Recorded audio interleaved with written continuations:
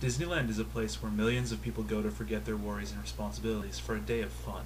Most of us have been to Disneyland and entered with the same expectation, a safe and worry-free day. But what happens when this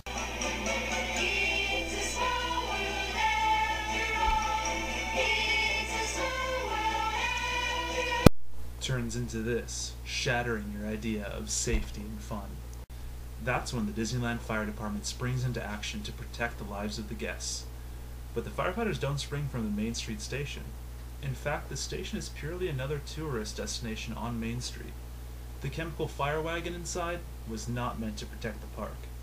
During the opening celebration of Disneyland in 1955, the wagon was used, led by a team of horses. The wagon was used by a band dressed as firefighters as part of the opening day celebration parade, but was never really in service for the fire department. The same is true of the iconic Engine No. 1, which is seen making the rounds on Main Street, USA daily. This was actually Disneyland's first piece of apparatus, a 1954 Jeep pumper engine staffed by ex-military personnel. The Disneyland Fire Department soon switched to a paid private fire brigade staffed by full and part-time firefighters. Today the department has 24 full-time employees and 12 part-time employees.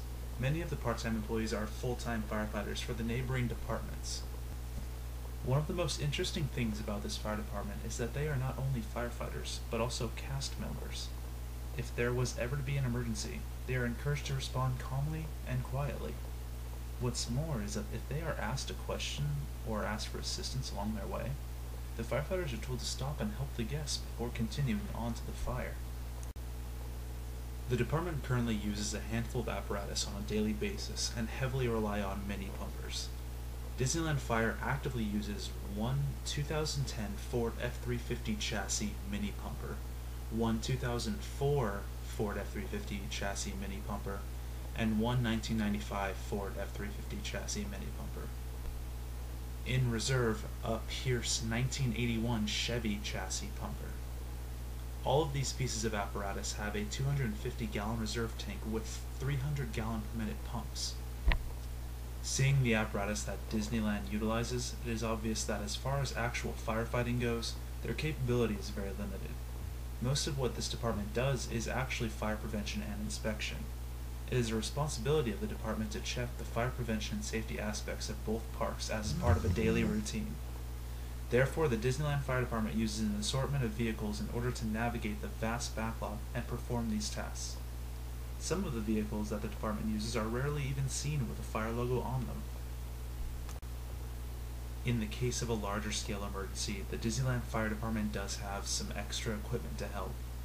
They have one large personnel carrier and rescue vehicle, and a towable pumper engine that can be utilized. One distinct advantage that Disneyland Fire has is the abundant water available to its use.